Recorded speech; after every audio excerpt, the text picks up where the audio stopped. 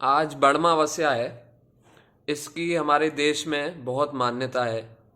और सारी, जैसा कि हम जानते हैं, स्त्रियां भारतवर्ष की इसकी इस दिन पर पूजा करती हैं। तो इसकी क्या कथा है, आइए जानते हैं। ये बहुत महत्वपूर्ण पर्व है। भारतवर्ष में ये प्रारंभ से ही मनाया जाता है। महाभारत में सावित्री की कथा आई है। और बड़मावस्या सुहागन स्त्रियां अपने पति की दीर्घायु के लिए करती हैं, क्योंकि सावित्री एक ऐसी पवित्र और तपस्विनी स्त्री हुई इस देश के इतिहास में, जो यमराज से ही बातचीत करके यमराज के हाथों में से अपने पति को, मरे हुए पति को वापस जिंदा करके ले आई थी, वरदान प्राप्त करके। तो उसकी ये कथा है। साथ ही ये कथा आध्यात्मिक दृष्टि से बड़ी रहस्यमय है, क्योंकि मनुष्य शुरू से ही, जब से ये सृष्टि अनादि अनंत, या जब से भी ये सृष्टि चल रही है, तो मनुष्य मृत्यु से छुटकारा चाहता है। कोई भी मरना नहीं चाहता है। जब युधिष्ठिर से यज्ञ ने पूछा था कि क्या आश्चर्य है इस जगत में सबसे बड़ा, तो युधिष्ठिर ने यही जवाब दिया था कि लोग रोज मरते हैं, उनको मरते हुए दूसरे लोग देखते हैं, लेकिन जो देखते हैं वो सोचते हैं कि मैं खुद कभी नहीं मरूंगा। तो इस पर संत समाज ने बड़ा विश्लेषण किया है, बड़ी मीमांसा की है, बड़ा मनन किया है, बहुत चिंतन किया है। श्री अरविंद ने तो अमरता को लेके एक काव्य लिख दिया, और महाकाव्य जैसा काव्य लिख दिया, बहुत बड़ा काव्य लिख दिया, और उसका नाम ही उन्होंने सावित्री रखा। तो कहानी पहले इसकी मैं आपको बताता हूँ, इसमें बीच बीच में जो रहस्य की बात आएगी वो भी मैं बताऊंगा। अश्वपति नाम के एक राजा हुए भारतवर्ष में। वो बड़े संपन्न थे और बड़े समृद्ध थे और बड़े धार्मिक थे और बड़े जबरदस्त रहे होंगे, क्योंकि 18 वर्ष तक उन्होंने गायत्री देवी की या सावित्री देवी की बड़ी जबरदस्त उपासना की, बड़ी विकट उपासना की। राजा के लिए तो क्या, साधुओं के लिए भी संभव नहीं है। राजा जिसको राज्य संभालना पड़ता है, आज हम देखते हैं प्रधानमंत्री 19-19 घंटे, 20-20 घंटे मुख्यमंत्री काम करते हैं। तो अश्वपति ने क्या तपस्या की वो आपको बता रहा हूँ। वो सुबह जब तारे निकले होते हैं एकदम ब्रह्म मुहूर्त में, उस समय ब्राह्मणों को लेके यज्ञ के लिए बैठ जाते थे, हवन के लिए। और ओम भूर्भुवः स्वः तत्सवितुर्वरेण्यम भर्गो देवस्य धीमहि धियो यो नः प्रचोदयात् स्वाहा, इस तरह 1.25 लाख आहुतियाँ अग्नि में डालते थे।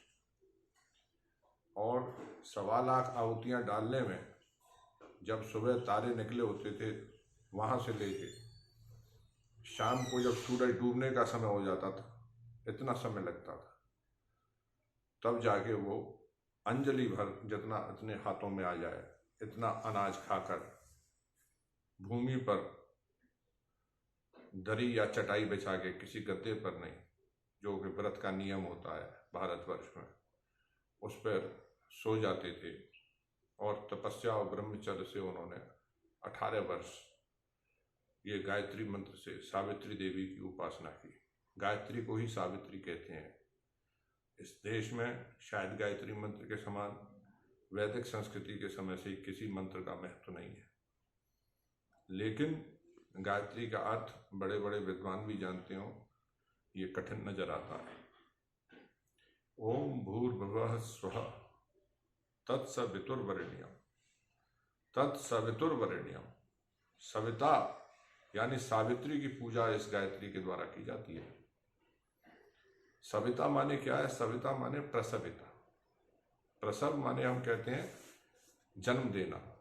जिस महाशक्ति ने इस समस्त संसार को जन्म दिया है, जिसने भगवान को, जिसने देवताओं को भी जन्म दिया है, उस सविता के तेज का हम इस मंत्र के द्वारा ध्यान करते हैं।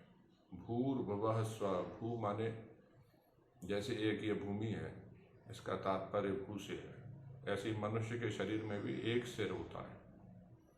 भुवा, जैसे कि इसमें 2 अक्षर हैं, बृहदारण्यक उपनिषद में आया है इसका रहस्य। ऐसे ही हमारे 2 हाथ होते हैं। इस भुवा शब्द में भी 2 अक्षर हैं। स्वः, जैसे इसमें 2 अक्षर हैं, इस हमारे शरीर में भी दो पैर हैं।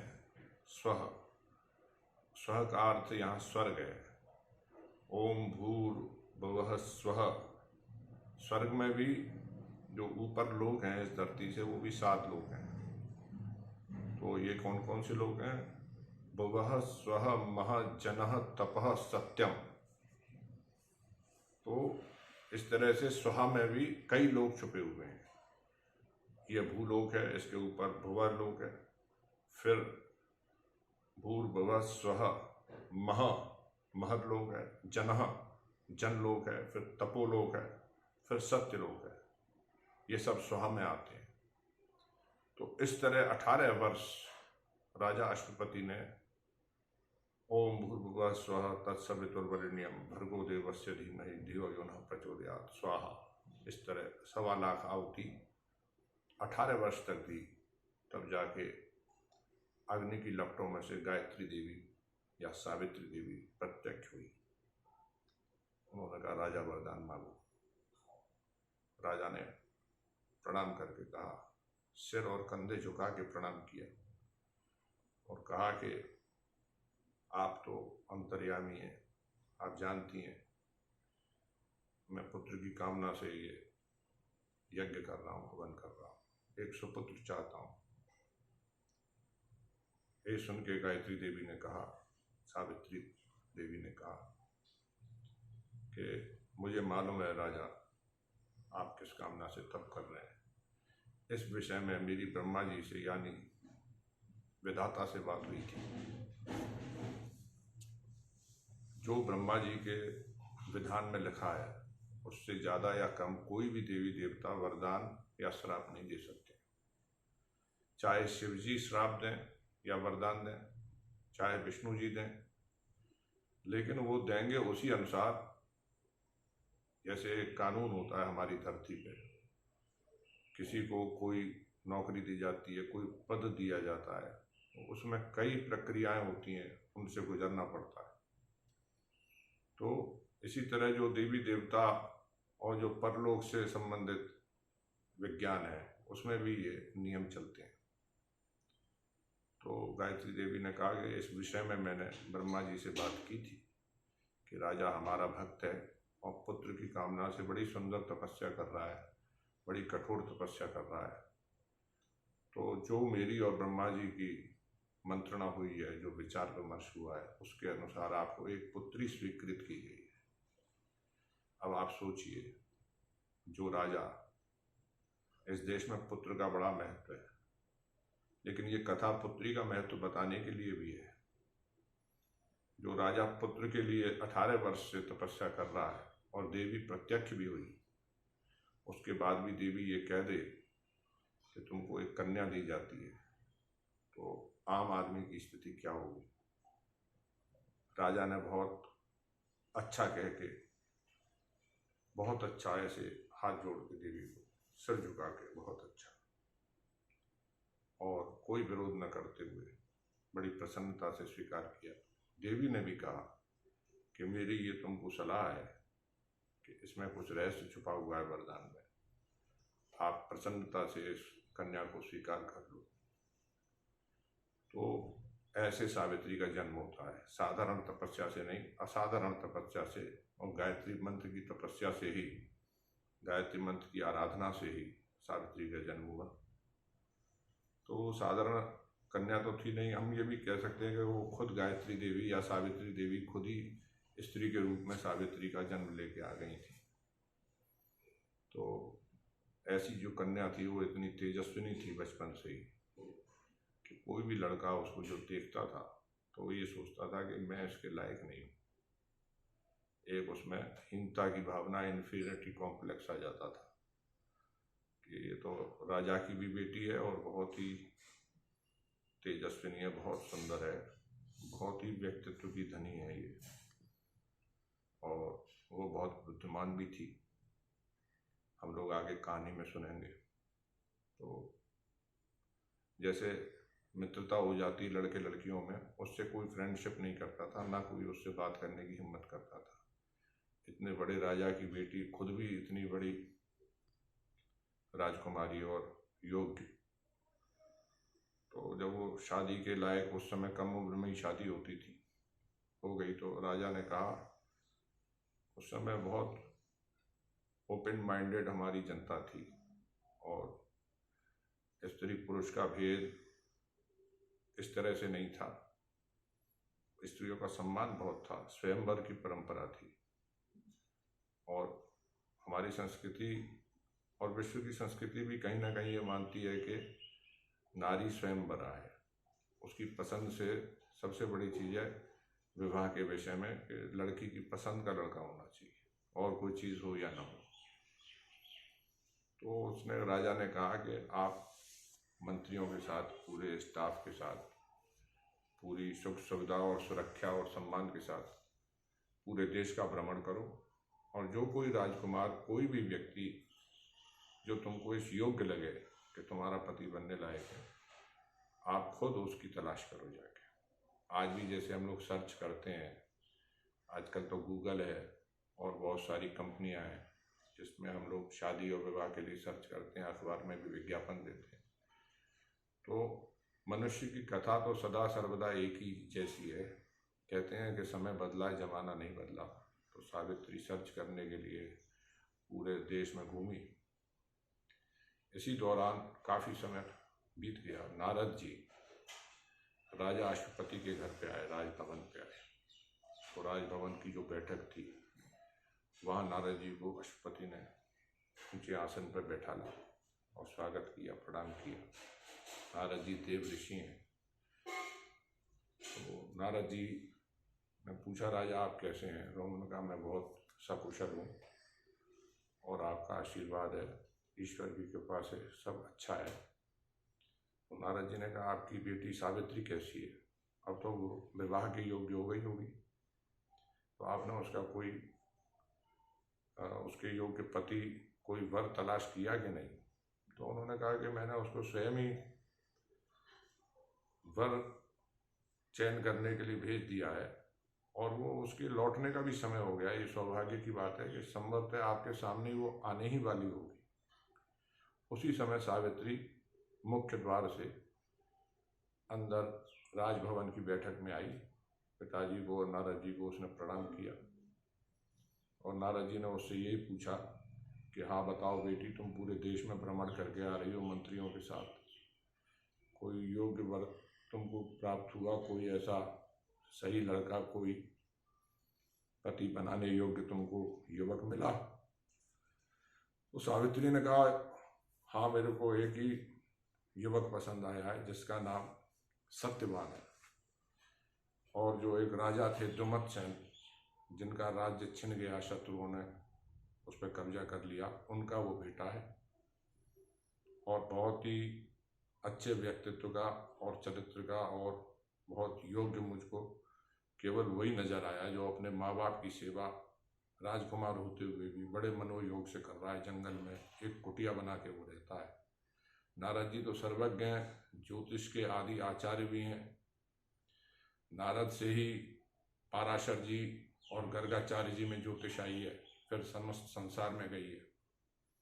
तो नारद जी ने कहा कि मैं जानता हूँ अच्छी तरह से सत्यवान को, वो बड़ा अच्छा युवक है और बचपन से ही वो बहुत सुंदर घोड़ों के, अश्वों के चित्र बना के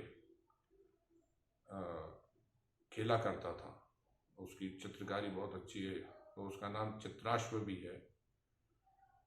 लेकिन क्योंकि वो हमेशा सत्य बोलता है और सत्य आचरण करता है, और उसके माँ बाप भी हमेशा सत्य बोलते, चाहे उनका राज्य चला गया, लेकिन वो लोग असत्य आचरण नहीं करते हैं। इसलिए उस बेटे का नाम, उस युवक का नाम सत्यवान रख दिया गया है और सत्यवान के नाम से प्रसिद्ध हो गया है। लेकिन उसके समान गुणी इस समय इस संसार में और कोई योग्य युवक है नहीं।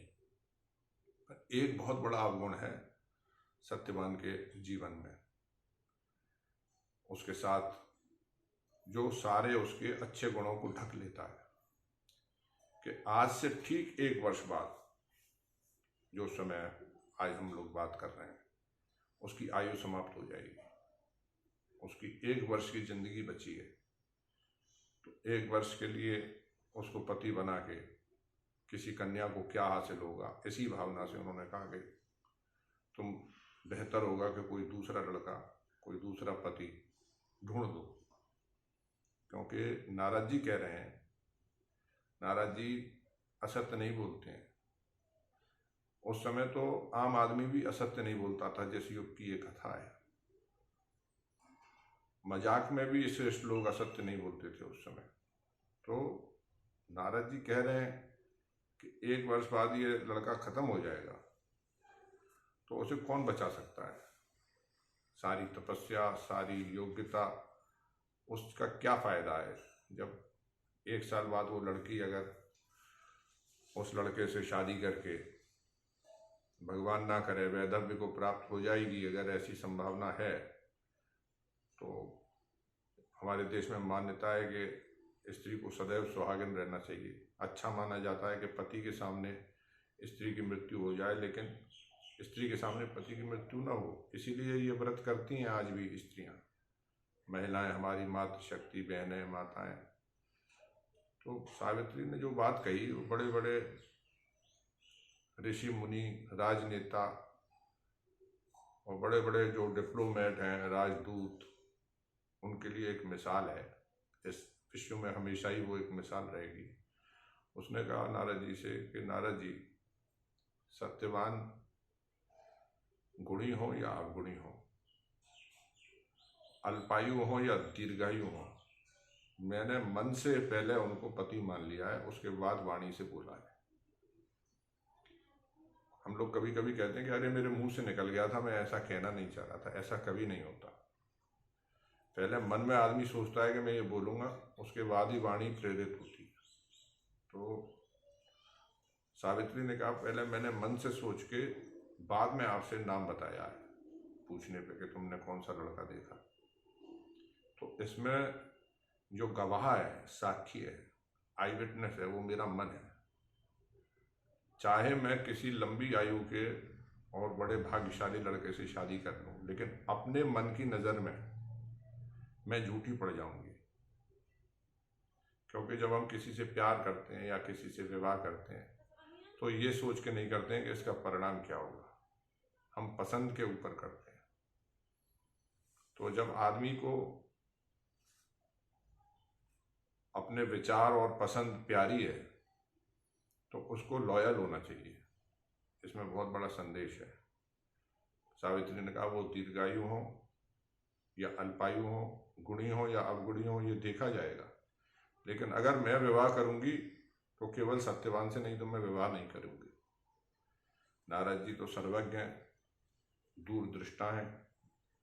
उन्होंने कहा सावित्री का ये संकल्प देख के, इसमें कुछ लीला छुपी हुई थी भगवान की नियति की।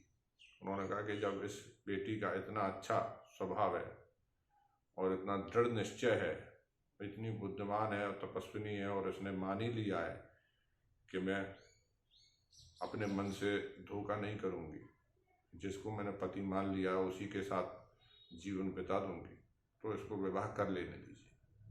सावित्री का विवाह हो गया। सावित्री ने 1 वर्ष तक मौज मस्ती में समय व्यतीत नहीं किया। प्रातः जल्दी स्नान कर लेना, देवी देवताओं को अग्नि में आहुति के द्वारा संतुष्ट करना, सास ससुर की सेवा करना और छाया की तरह सत्यवान की निगरानी और सेवा करना। 1 वर्ष उसका कब बीत गया उसको पता नहीं चला, और वो बड़ी मन में घबराती रही और सत्यवान की लंबी जीवन के लिए हर उपाय सोचती रही, और बहुत ही सदाचार से, बड़ी पवित्रता से जीवन व्यतीत करती रही। जब 4 दिन रह गए, जब वो समय आने वाला है जो नारद जी ने कहा था कि आज से ठीक 1 वर्ष बाद और इसी समय इसकी आयु शेष हो जाएगी, तो 4 दिन पहले सावित्री ने कठोर व्रत धारण किया। उसने अन्न जल त्याग दिया, माने खाना पीना उसने छोड़ दिया, और निद्रा भी त्याग दी। जब आदमी अन्न जल त्याग दे और निद्रा भी त्याग दे, एक दिन भी ऐसा हो तो बहुत भारी पड़ता है। बड़ा ताकतवर पहलवान भी हो, एक दिन अन्न जल नहीं खाया, सोए नहीं, तो दूसरे दिन उसको परेशानी महसूस होने लग जाएगी। 2 दिन 3 दिन एक स्त्री के लिए, चाहे वो शक्तिशाली थी, सुंदर थी और बहुत मजबूत शरीर की भी रही होगी, और उसको अभ्यास भी रहा होगा योगासन का, लंबे समय तक उपवास करने का, नहीं तो 4 दिन तक वो कैसे भूखी प्यासी खड़ी रहती। निद्रा उसने त्याग दी और एकदम सीधी खड़ी हो गई, जिससे कि रीढ़ की हड्डी सीधी रखने से काफ़ी शक्ति मिलती है और आलस नहीं आता है, निद्रा नहीं आती। अगर वो बैठ जाती या लेट जाती तो उसकी आंख लग जाती, सो सकती थी। तो उसने अपने शरीर पे इतना तप कर रखा था, इतना पहले से अभ्यास कर रखा था कि वो आज्ञा लेकर घर वालों की और इस तरह व्रत में प्रवृत्त हो गई। तो उनके जो बूढ़े ससुर थे, जिनकी आंखों की रोशनी भी कम हो गई थी या ख़त्म हो गई थी, जिनका राज्य भी चला गया था, और वो उनको बहू बेटी से भी ज़्यादा प्यारी थी, उनकी सेवा कर रही थी साल भर से। ऐसी विकट परिस्थिति में भी उनके बेटे का उसने चयन किया था, नहीं तो किसी इतने बड़े राजा की लड़की किसी गरीब भिखारी के लड़के से शादी थोड़ी करेगी। तो उनके लिए तो सावित्री बहुत प्रिय थी। वो ये भी कह सकते थे, अरे बेटी ये सब तपस्या मत कर, तू क्यों खुद को कष्ट दे रही है। लेकिन कहते हैं कोई शुभ कार्य कर रहा हो, कोई हवन कर रहा हो, कोई कंपटीशन या अच्छी चीज़ की तैयारी कर रहा हो, तो उसको टोकना नहीं चाहिए। उससे ये नहीं कहना चाहिए, कोई ज़रूरी काम से जा रहा हो, कि तू वहाँ क्यों जा रहा है, तेरा वहाँ कौन है। शास्त्र में लिखा हुआ है स्पष्ट रूप से, पीछे से आवाज़ नहीं देनी चाहिए। तो ससुर ने कहा, वो भी महाबुद्धिमान थे, कि बेटी मैं नहीं जानता हूँ कि तुम किस कारण से इतनी कठोर तपस्या कर रही हो, लेकिन जो भी संकल्प लेके, जो भी शुभ संकल्प लेकर तू ये तपस्या कर रही है, ईश्वर करे, देवताओं से मैं प्रार्थना करता हूँ कि वो तेरी कामना पूर्ण हो। वाकई में तो वो उन्हीं के भलाई के लिए तपस्या कर रही थी। लेकिन आज कुछ ऐसे मूर्ख लोग होते हैं कि आप उनका ही भला कर रहे हो, वो आपको ही रोकते हैं। तो ऐसा ससुर का आशीर्वाद प्राप्त करके सावित्री बड़ी प्रसन्न हुई कि इतने बूढ़े और सत्यवादी राजा हैं, इन्होंने मुझे आशीर्वाद दिया, और तपस्या में लगी रही। जब वो घड़ी आ गई, वो दिन आ गया, वो आज का ही दिन था साथियों, जो हम लोग बैठे हैं, बड़ अमावस्या का जो दिन था। ऐसी गर्मी, मानो गर्मी की चरम सीमा है, मानो सूरज ही यमराज का रूप धारण कर लेता है अपने पिता का, क्योंकि सूर्य के पुत्र हैं शनि और यम, और यमुना उनकी पुत्री है। तो मानो अच्छा खासा आदमी भी आज के दिन अगर वन में जाए या मार्केट में जाए और लंबा परिश्रम करे तो चक्कर खा के गिर सकता है। इतनी गर्मी का दिन होता है ये ज्येष्ठ अमावस्या का। हमारा एक एक पर्व, हमारी एक एक तीज त्योहार बड़े वैज्ञानिक ढंग से कैलेंडर से सेट हैं, और उसी दिन वो तिथि मनाई जाती है जिस दिन उसका महत्व वैज्ञानिक रूप से, आध्यात्मिक रूप से सूर्य चंद्रमा की गति, नक्षत्रों की गति के अनुसार होता है। तो सावित्री ने उस दिन सत्यवान से, जब सुबह सुबह वो जंगल में जाते थे, लकड़ी वगैरह, फल और जो भी अपने आवश्यक जीवन निर्वाह का सामान लेने के लिए, जंगल ही उनके लिए सब कुछ था। तो सावित्री ने कहा कि आज मैं भी आपके साथ चलूँगी। तो सत्यवान ने कहा कि इतनी गर्मी का दिन है, तुम कभी जंगल में रही नहीं हो, तुम इतने अमीर बाप की बेटी हो, राजमहल से तुम कुटिया में रह रही हो, यही कम नहीं है। तुम मेरे साथ इस भरी दोपहरी में और जंगल में जाना चाहो। उस समय तो सुबह का ही समय था। शास्त्र में वर्णन आया कि केवल 4 हाथ सूरज उठा था क्षितिज से, मतलब सुबह सुबह। लेकिन सुबह से गर्मी शुरू हो जाती है इन दिनों। कितना सूरज उठा था? 4 हाथ। 4 हाथ। तब तक सावित्री ने अग्नि में आहुति देकर, देवी देवताओं की पूजा करके, स्नान करके स्वयं को तैयार किया हुआ था। जब सत्यवान घर से निकले तो 4 हाथ सूरज उस समय उठा था, और सावित्री अपने नित्य नियम पूजा सेवा 4 दिन जगने के बाद भी, भूखी प्यासी रहने के बाद भी करके एकदम स्वस्थ की तरह, कितनी उसके शरीर में शक्ति होगी कि वो, उसने कहा कि मैं साथ चलूंगी। सत्यवान ने मना किया तो उसने कहा कि देखिए 1 वर्ष हो गया आज मुझको आपके घर आए हुए, 1 वर्ष पहले हमारा विवाह हुआ और मैंने आज तक कहीं भी आपके साथ जाने की इच्छा नहीं की। इस घर की देहरी को 1 साल से मैंने लांघा नहीं है। किसी कारणवश आज मैं ये आपसे निवेदन कर रही हूँ, तो इसको मत आप ठुकराइएगा। आज मैं आपको अकेले नहीं जाने दूंगी और आपके साथ जाऊंगी। तो सत्यवान ने कहा कि ठीक है, अगर तुम्हारा इतना आग्रह तो तुम साथ चलो। तो वो लोग चले गए जंगल में। काफ़ी दूर जाके सत्यवान एक पेड़ पर चढ़ के लकड़ी काटने लगा। लकड़ी काटते काटते मध्याह्न का समय हो गया, दोपहर का समय हो गया, सूरज और तेज हो गया, गर्मी और बढ़ गई। सत्यवान को चक्कर आया तो वो आकर तेजी से सावित्री की गोद में सर रख के लेट गया। उसने कहा कि मेरे को चक्कर आ रहा है और बहुत परिश्रम हो रहा है और सिर में बड़ा दर्द हो रहा है, ऐसा लग रहा है जैसे कोई इसको भाले से छेद रहा हो, ऐसा दर्द सिर में हो रहा है। तो सावित्री ने उसको हवा करने लगी और गोद में बिठा के उसको सेवा करने लगी। उसने घड़ी, मुहूर्त, दिन, सब चीज़ों को मिलाया। अब वो समय बस 1.5-2 घड़ी बाद वो समय आने वाला था कि जो समय नारद जी ने बताया था कि सत्यवान की मृत्यु का समय है। और सत्यवान बिल्कुल धीरे धीरे शांत होके उसके शरीर में ऐसे लेट गया जैसे बेहोश हो गया हो, मूर्छित हो गया हो, कोई उसमें जरा भी शक्ति न रह गई हो।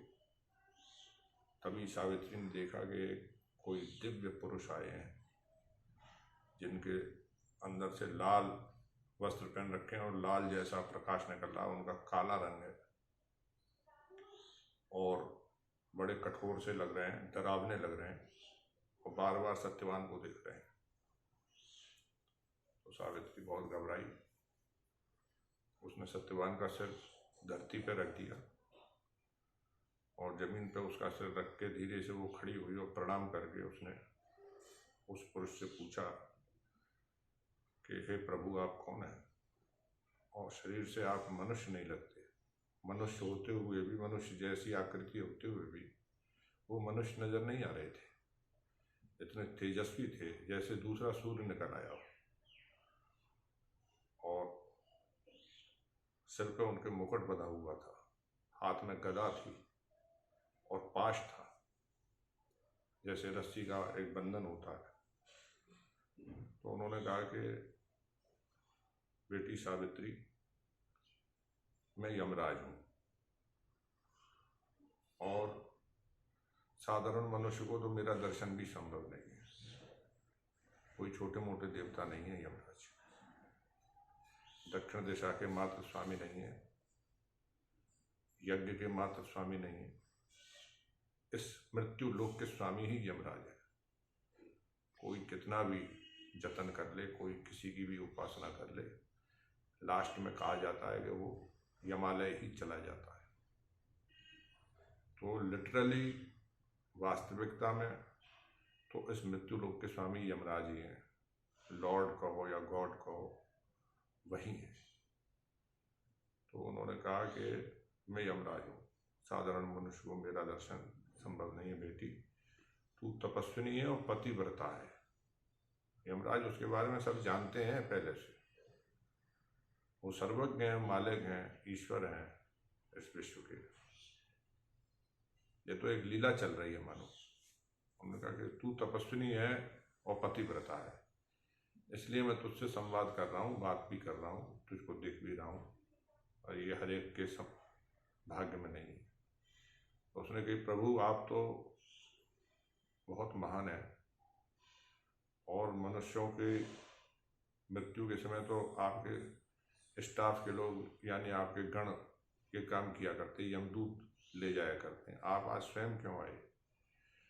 उन्होंने कहा, बेटी मैं इसलिए स्वयं आया हूँ कि तेरा पति सत्यवान कोई साधारण व्यक्ति नहीं है, ये गुणों का समुद्र है, ये गुणों का ऐसा समुद्र है इस धरती पे कि आज देखा जाए तो इसके समान पृथ्वी पे दूसरा पुरुष नहीं है योग्य। इतना सच्चा, तपस्वी, चरित्रवान और बढ़िया व्यक्ति है, इसलिए मुझे स्वयं इसको लेने के लिए आना पड़ा। मैंने अपने गणों को इस काम के लिए नहीं भेजा, दूतों को नहीं भेजा, और अब मैं इसको ले जाना चाहता हूँ, यही मेरी इच्छा है, ये मैंने तुझको बता दिया, मैं इसको बांध के ले जाना चाहता हूँ। ऐसा कह के उन्होंने सत्यवान के शरीर में से एक अंगूठे के बराबर कहते हैं ज्योति निकली, उसको उन्होंने बांध के अपने पास रख लिया और वो वहां से चलने लगे। तो सावित्री ने कहा कि प्रभु, मेरा बड़ा सौभाग्य है कि मुझे आपका दर्शन मिला। कहा तो जैसे ही यमराज ने उसके प्राणों को निकाला तो सत्यवान का जो शरीर था, जबकि वो तेजस्वी था, सुंदर था, लेकिन वो बुरा नजर आने लगा। मुर्दा खराब ही नजर आता है, कितना भी सुंदर व्यक्ति हो। तो क्योंकि उसके शरीर से प्राणवायु और चेतना निकल गई और उसके चेहरे पे भी विकार आ गया और वो एक तरफ उसका सर लुढ़क गया। और उस स्थिति को भी देख के वो सावित्री, सत्यवान की पत्नी, विचलित नहीं हुई, बड़ी प्रसन्नता से वो यमराज से उसने कहा, हाथ जोड़ के निवेदन किया कि प्रभु, ये तो मेरा बड़ा सौभाग्य है जो आपने ही कहा कि आपके दर्शन हरेक को संभव नहीं है, और आपने मुझे दर्शन और वार्तालाप के योग्य समझा। और चलते चलते ही आप मेरी बात सुन लीजिए। जब कोई वीआईपी होता है या कोई महत्वपूर्ण व्यक्ति होता है और उसे रुकने का ज़्यादा समय नहीं होता है, बहुत से काम करने होते हैं, तो कभी कभी चलते चलते भी लोग और जनता के साधारण व्यक्ति उसको अपनी बात या जोर से चिल्ला के भी भीड़ में से कहने लगते हैं कि हमारी ये डिमांड है। तो उन्होंने कहा कि आप चलते चलते ही सुन लीजिए, क्योंकि आप जैसे महापुरुषों का, आप जैसे संतों का दर्शन व्यर्थ नहीं जाता है, ये तो मैं जानती हूँ। या तो आप मुझे दिखते ही नहीं, और अगर आप मुझे दिख गए तो कोई और स्त्री होती तो यमराज को देख के घबरा जाती, और वो बड़ी प्रसन्नता से उनसे कह रही है कि आपका दर्शन और आपसे मिलना मेरा व्यर्थ नहीं जा सकता, ये तो मैं जानती हूँ।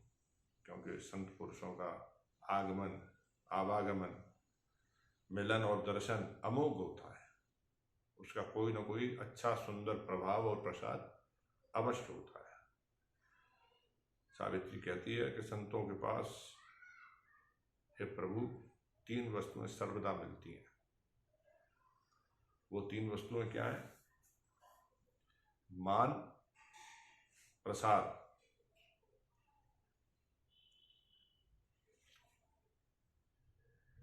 मान माने संतों से आपको सम्मान जरूर मिलेगा। जो किसी का अपमान करे वो संत नहीं है, ये पहचान है। कई बार हमसे लोग पूछते हैं, फेसबुक पे भी इस तरह की पोस्टें आती हैं कि आज के समय में अच्छा संत कौन है, कैसे जाना जाए। तो हमने लगा कि एक तो असत्य जो बोल रहा है वो संत नहीं हो सकता, दूसरा किसी को अपमान करे। सावित्री क्या कह रही है, यहाँ हमें ये देखना है। वो कहती है कि संत के पास मान जरूर मिलेगा, संत चाहे छोटा आदमी हो या बड़ा, उसको सम्मान देगा। दूसरा